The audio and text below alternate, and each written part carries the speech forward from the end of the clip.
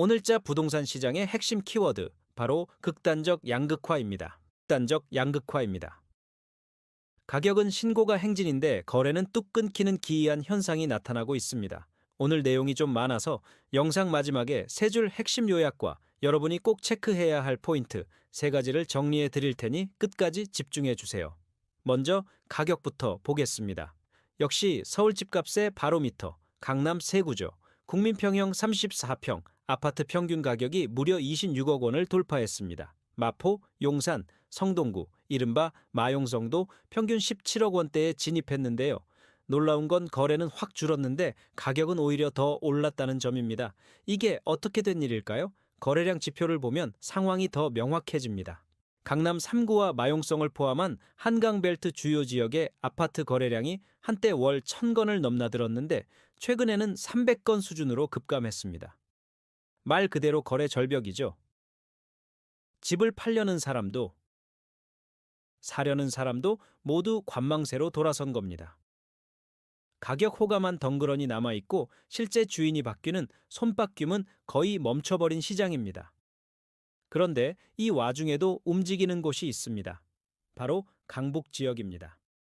송파구는 1096건으로 거래량이 살아났고 노원구도 744건을 기록했습니다. 성북, 서대문, 강서구 역시 꾸준히 거래 회복세를 보이고 있는데요. 이건 뭘 의미할까요? 높은 강남 집값에 부담을 느낀 실수요자들이 상대적으로 가격이 저렴한 강북권으로 눈을 돌리고 있다는 강력한 신호입니다. 최근 시장에는 새로운 공식이 등장했습니다. 바로 거거익선, 크면 클수록 더 오른다는 뜻인데요. 실제로 1,500가구 이상 대단지 아파트의 평당 가격은 2억 2만 원까지 치솟았습니다. 대단지 선호 현상이 가격으로 증명되고 있는 거죠. 반면 300가구 미만 소규모 단지는 평당 1,182만 원에 그쳤습니다. 대단지와의 가격 격차가 무려 1.8배 이상 벌어진 겁니다. 이제 아파트도 단순한 입지를 넘어 단지 규모, 커뮤니티 시설 같은 삶의 질이 가격에 직접적인 영향을 미치는 시대가 된 거죠. 여러분이 집을 알아볼 때 꼭 참고해야 할 포인트입니다. 집을 사지 않는다고 해서 걱정이 없는 건 아닙니다. 월세 부담이 역대급으로 치솟고 있습니다. 서울 아파트 평균 월세가 147만 6천 원, 월세 가격 추이를 보여주는 월세 지수는 131.2로 사상 최고치를 경신했습니다. 높은 전세 가격과 대출 이자 부담 때문에 전세 대신 월세를 택하는 사람이 늘면서 월세 가격이 계속 오르는 전세의 월세화 현상이 가속화되고 있습니다. 정부는 이런 시장 상황에 대응하기 위해 1월 말 새로운 공급 대책을 발표하겠다고 예고했습니다. 도심과 역세권 중심의 공급을 늘리겠다는 메시지를 내놨지만 시장에 관심이 집중됐던 재건축 부담금 완화나 용적률 상향 같은 파격적인 규제 완화는 포함되지 않을 것으로 보입니다.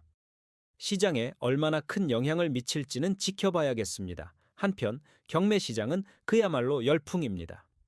양천구의 한 아파트는 낙찰가율이 122%를 기록했고 성동구나 강동구에서도 감정가를 훌쩍 넘는 가격에 낙찰되는 사례가 속출하고 있습니다.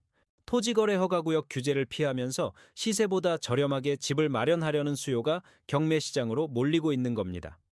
마지막으로 가장 중요한 변수, 바로 금리입니다. 오는 15일 한국은행 금융통화위원회가 열리는데요.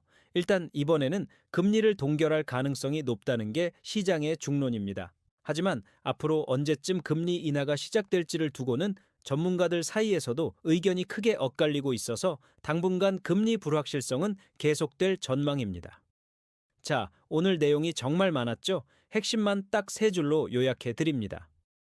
첫째, 서울 부동산은 거래 없이 가격만 오르는 시장으로 진입했습니다. 둘째, 실수요자들은 강북, 대단지, 그리고 경매 시장으로 이동하고 있습니다. 셋째, 월세 부담은 이제 구조적인 상승 국면에 접어들었습니다. 그럼 오늘 내용을 바탕으로 우리가 앞으로 꼭 체크해야 할 포인트 세 가지를 짚어드릴게요. 첫째, 이렇게 거래량 없는 신고가 과연 거품은 아닐지, 지금 따라가도 괜찮을지 신중하게 판단해야 합니다. 둘째, 대단지 선호 현상으로 인한 가격 프리미엄은 과연 어디까지 계속될까요? 셋째, 끝없이 오르는 월세, 우리 가게는 언제까지 감당할 수 있을까요? 이 세 가지 질문에 대한 답을 고민해 보시면 앞으로의 부동산 시장을 보는 눈이 훨씬 밝아지실 겁니다. 오늘 준비한 소식은 여기까지입니다. 내용이 도움이 되셨다면 구독과 좋아요 부탁드립니다. 감사합니다.